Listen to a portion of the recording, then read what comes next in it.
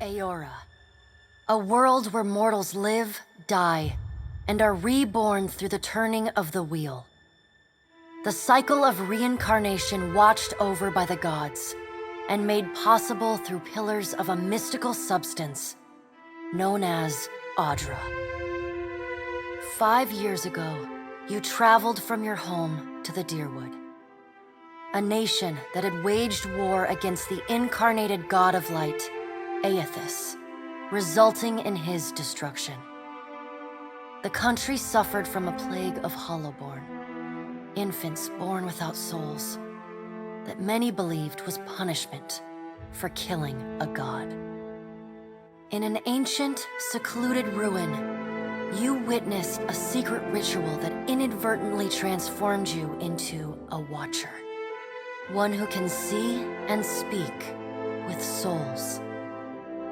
The ritual also gave you horrible visions, waking nightmares of a past life that threatened your sanity. To put them to rest, you pursued the man who had led the ritual, a seemingly immortal agent of the gods, known as Theos Ix Arcanon. With divine assistance, you confronted and defeated Theos, ending your visions and resolving the Hollowborn crisis. In so doing, you also learned the great secret that Theos had protected. That the ancient empire of Anguith had transformed themselves into gods.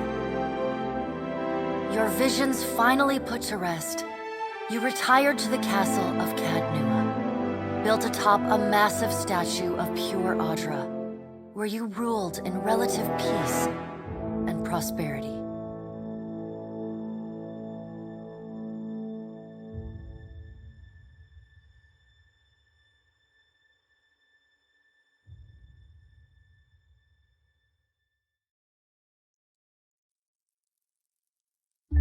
Made a nice story.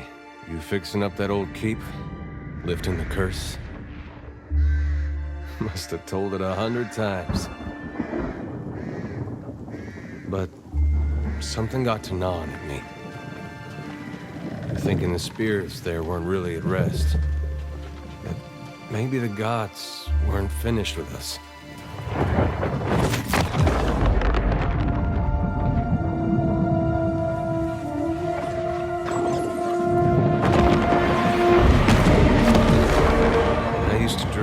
My God came back. He would forgive us.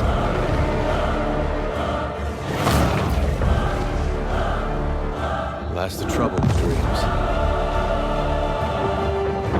Sooner or later, we all have to wake up.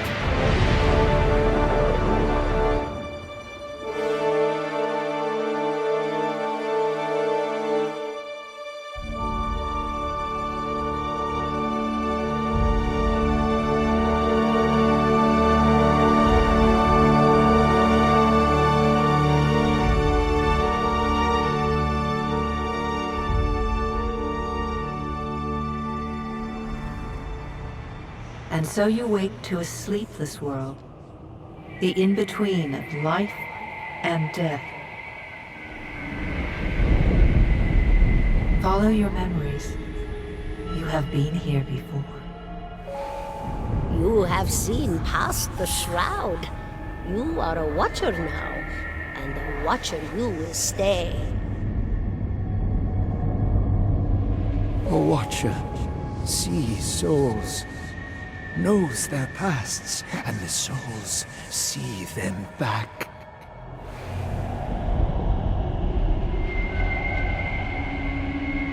A dubious honor, inheriting a fortress both broken and cursed.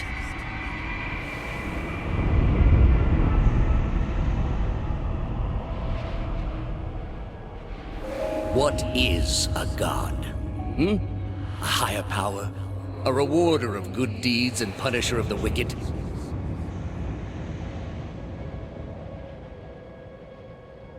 The gods aren't real, but something else entirely. Something created by people.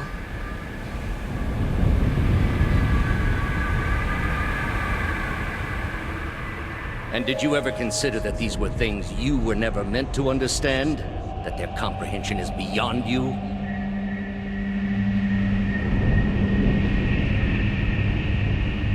Let the world see.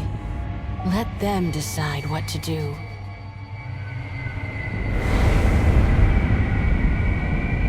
The wheel has turned again, Watcher. Come.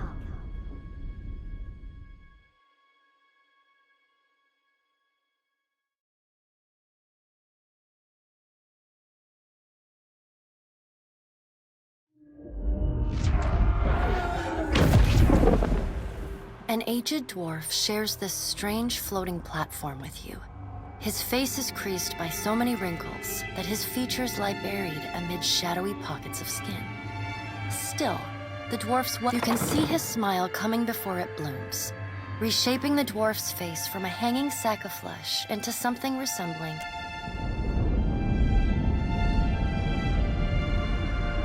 the creases of the dwarf's face tighten into a smile as he gives you a courteous nod.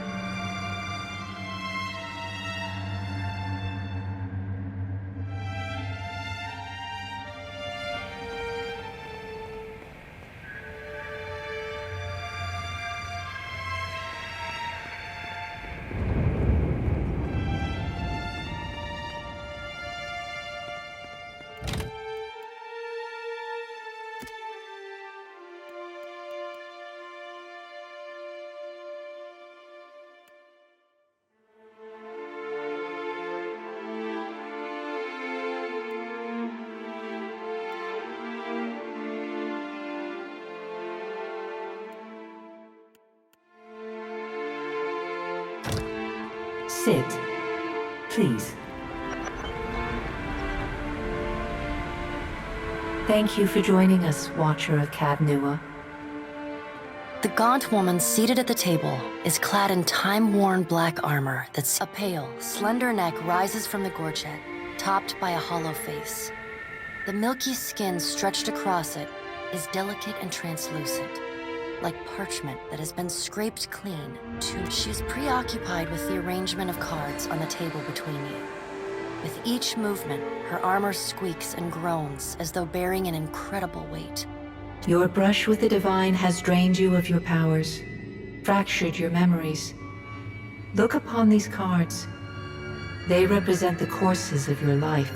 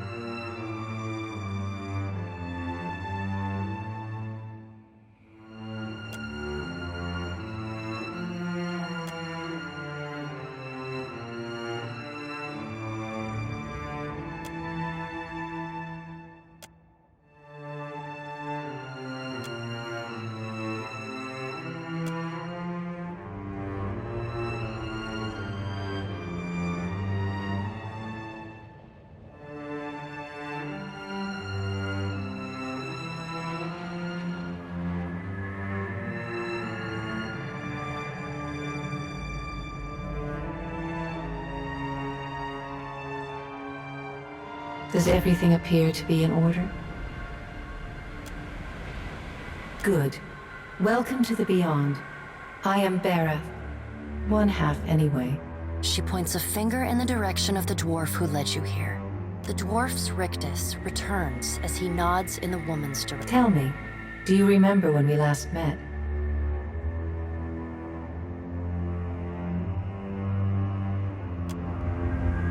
You came to that tower seeking our aid. You chose to pledge your services to other gods.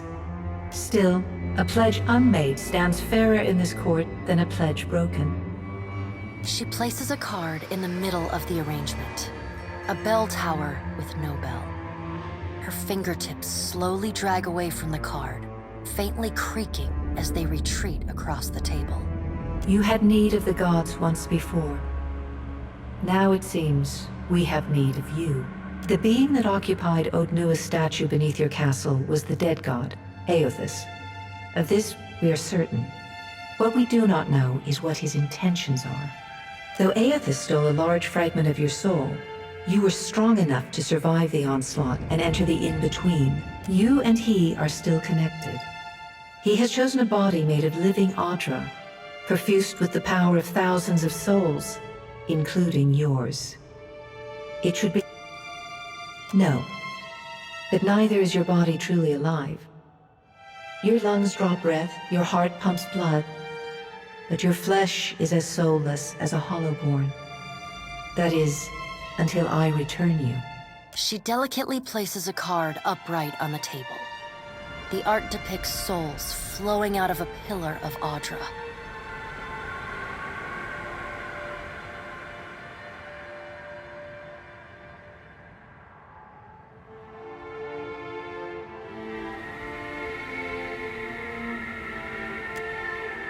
Did you care for the souls of the Deerwood who clung to you as they stumbled blindly through the in-between?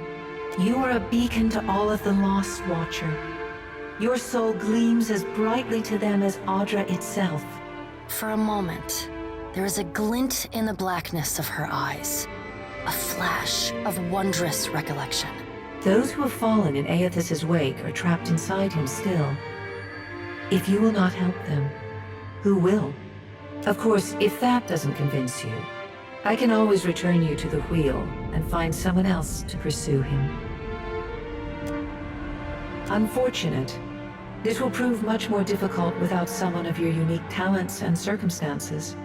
She raises her gauntleted hand and gestures to the dwarf hovering at the periphery. The dwarf nods, the supernaturally wide smile returning to his face. He gestures for you to follow him.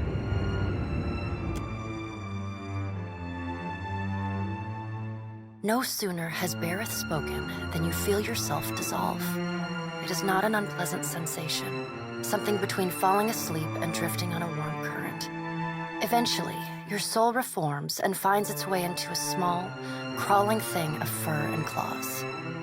You know the world by sound and scent, as food and danger. The concerns of gods and nations are beyond you. It is a simple and satisfactory existence, though your mind can